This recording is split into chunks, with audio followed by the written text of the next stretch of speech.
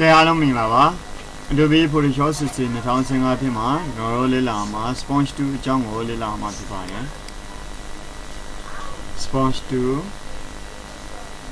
ကြတာဆိုရင် Sponge 2ကဒီမှာပါတာကြတော့ Sponge 2ကိုယူလိုက်တဲ့အခါမှာဒီ Sponge 2နဲ့သက်ဆိုင်တဲ့ option လေးတွေကြာလာတယ်အဲ့မှာဒီအပေါ်မှာဆိုရင်တော့ဒီ saturation နဲ့ saturation ပေါ့နော်ဒီ saturate နောက်ပြီးတော့ saturation ကြတာဆိုရင်အခုကျွန်တော်တို့ဒီ saturate ကိုအရင်ဆုံးသင်ပေးပါမယ်right လေးထောက်ပြီးတော့ဒီကောင်တော့ website ကိုတော့လို့ဆိုတော့အကြီးအကျယ်လုပ်ပေးလို့ရတာပေါ့နော်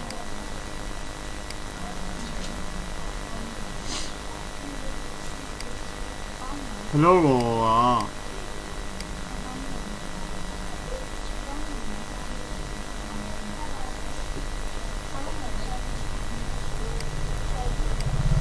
နမူနာပြန်ပြပါမယ်အဲ့ကောင်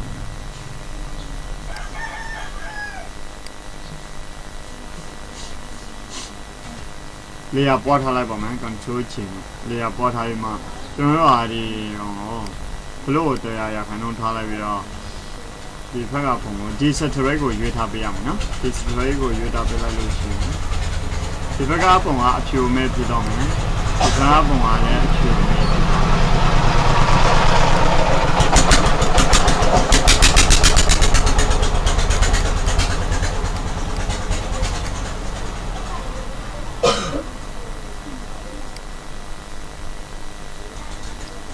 ဒီလိုမျိုးရဲ့ဖန်တီးတဲ့အခါမှာသူကတောင်းကြတာနေ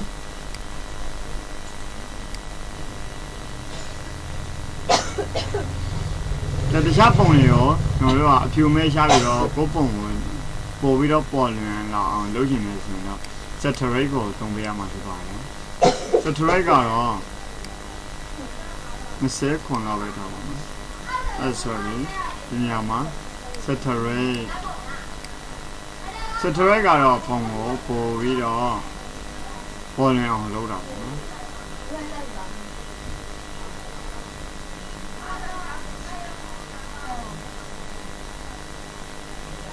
မဲတဲ့နေရာတွေရောပို့ပြီးတော့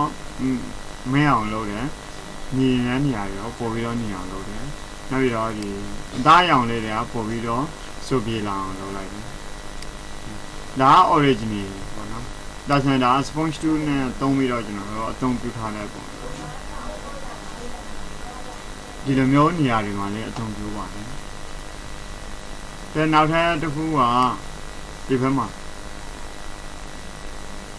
saturate ကိုသုံးပြီးတော့ကျွန်တော်တို့လေယာတော့ပေါ်ထားပေးလိုက်ပါတော့။ဒီမှာဒီလိုပုံမျိုးနမူနာရှင်းကြည့်လို့ရတယ်။ဒီဘက်မှာလည်းဒီတိုင်းပါပဲလေယာပေါ်ထားပြီးမှ saturate နဲ့နေပြီးတော့မျက်နှာကိုပေါ်တောက်ပါလာအောင်လုပ်လိုက်နော်အသားရောင်လေးတွေကိုပို့ပြီးတော့ဝင်းဝါလာအောင်ဒီနက်နေတဲ့နေရာတွေကိုပို့နက်လာအောင်ဒါတော့ saturate ကအယောင်တင်တာပေါ့နော်ဒီ saturate ကိုသုံးတဲ့အခါမှာopacity ကို100ရာခိုင်နှုန်းသာထားခဲ့မယ်ဆိုရင်ဒီဘေးဘက်လေးကိုကျွန်တော်တို့ကအဖြူမဲရှာလိုက်တယ်ဆိုတဲ့သဘောမျိုးပေါ့နော်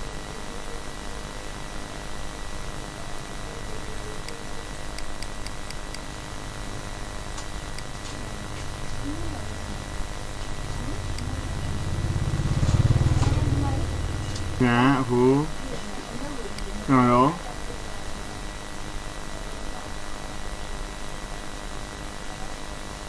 ဒီပုံကို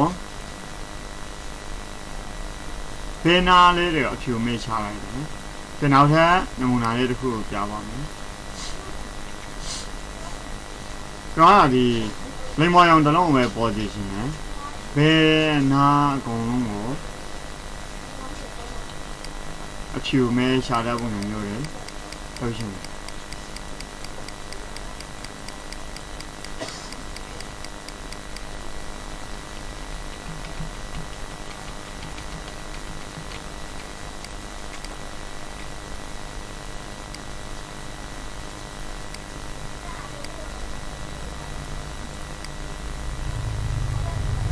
ဒါဆိုရင်လည်းဒီတိုင်းဒီဘက်ကိုလည်းဒီတိုင်းပါပဲဒီကောင်လေးကိုလည်းကျွန်တော်တို့ကဖြူမဲရှာပေးလိုက်ရောဒီတလုံးလေးကိုပဲကျွန်တော်တို့ထားပေးလိုက်ပိုတိတာအောင်ဒီနေရာတွေမှာဆန်ပို့ပြီးတော့ကြည့်တာနော်ဒီချိုးနေရာဒါဆိုရင်တော့ကိုလိုအပ်တဲ့နေရာလေးတွေမှာအသုံးပြုလို့ရတော့နော်ဒီနောက်ထပ်နမူနာလေးတစ်ခုလုပ်ကြည့်ရအောင်ဒီမှာဒီပန်းပွင့်တစ်ပွင့်ကို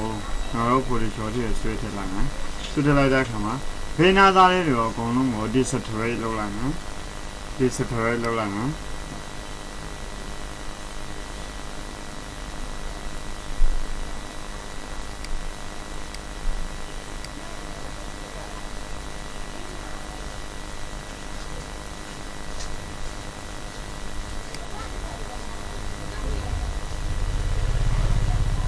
ကြည့်တော့ကျွန်တော်ဒီအလေကဒီအဝါရောင်ကိုကျွန်တော်တို့က saturate ကိုရွေးပြီးတော့ဟိုတောက်ပါလောင်တင်ပေးလိုက်တယ်အဲ့လိုမျိုးနေရာတွေမှာကြာတော့ဒီ sponge tool ကိုပြီးတော့အသုံးပြုတယ်နော်ဒါ original ဒါလည်းကျွန်တော်တို့ပိုတောင်းလို့ရတယ်ပို့ပြီးတော့ဒီစာပြတ်တစ်ခုကိုပေါ်လာအောင်ပေါ်လွင်တော့အောင်လုပ်ပေးလိုက်တာကို sponge tool လုပ်ပေးခြင်းနဲ့ဆိုရင် sponge tool ကိုသုံးပြီးတော့ပြုလုပ်ပေးတာဟိုသင်တော်ပါတယ်ပိုကောင်းတယ်ဒီဟာနေလည်းနေရာတော့ရှိတာပေါ့နော်ဒါမှဒီတင်ခင်းတာဒီမှာကြတော့ sponge tool ကိုအသေးသေးရှင်းကြတယ်မုံမှာကြတော့ saturate ဒီ saturate ရှိမယ် saturate ရှိမယ် saturate ဆိုတာကတော့ပိုတောက်ပေါအောင်လုပ်တယ်ဒီ saturate ဆိုတာကတော့အယောင်ရှော့ရှားတယ်ဆိုတော့ဒီကောင်းတော့နော်လုံးဝရေးချောချလိုက်တဲ့အခါကျတော့အဖြူဘေးနာသားလေးတွေမှာအဖြူလေးတွေအဖြူအမဲပုံစံမျိုးတွေဖြစ်တော့နော်ဒါမဲ့ကိုလိုချင်တဲ့စာပြတ်တစ်ခုကိုတော့သူက saturate နဲ့နေပြီးတော့ဟိုကြည့်လောက်အောင်လုပ်ပေးလို့ရတယ်နော်ကာတွန်းပုံလေးတွေလုပ်တဲ့အခါမှာလည်းဖြစ်ဖြစ်ဒီဇိုင်းပုံလေးတွေဆွဲတဲ့အခါမှာဖြစ်ဖြစ်ဒီလိုမျိုးတွေလုပ်ပေးလိုက်လို့ရှိရင်ပကြီးဆွဲထားတဲ့ဒီဇိုင်းဒီလိုပုံမျိုးတွေဖြစ်ပေါ်စေတယ်နော်ဒီဘက်ကိုလည်းတော့ကြည့်တဲ့အခါမှာကျွန်တော်တို့က saturate နဲ့ဒီကောင်လေးကိုတင်ပေးလိုက်တဲ့အခါကျတော့ပို့ပြီးတော့ပေါ်နေတော့မောင်းနေတဲ့နေရာပို့ပြီးတော့ပေါ်နေလာပြီးတော့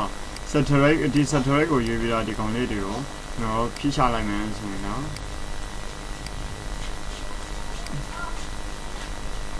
အယောင်မှင်တော့တာကိုမြင်တွေ့ရမှာဖြစ်ပါတယ်ဒီပုံမှာလည်းဒီတိုင်းပါပဲ saturate ကိုရွေးပြီးတော့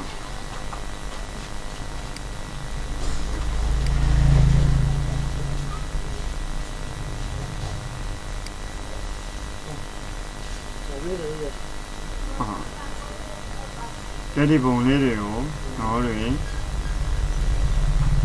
ကက်တာဆိုရင်တော့အခုကျွန်တော်တချို့ပုံတွေကိုကာတွန်းပုံလေးတွေဖန်တီးရှင်တဲ့အခါကျတော့ဒီတိုင်း subscribe နဲ့နေပြီးတော့ပေါ့နော်ရုပ်ပုံလေးတွေကိုကာတွန်းပုံလေးဖြစ်အောင်လုပ်ပေးလိုက်တာနော်အဲ့လိုမျိုးနေရာတွေမှာလေဒီ sponge tool ကိုနေပြီးတော့အသုံးပြုလို့ရတယ်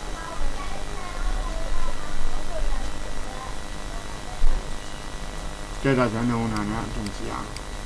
ကဲဒါကြောင့် sponge tool ကိုဒီနေရာမှာ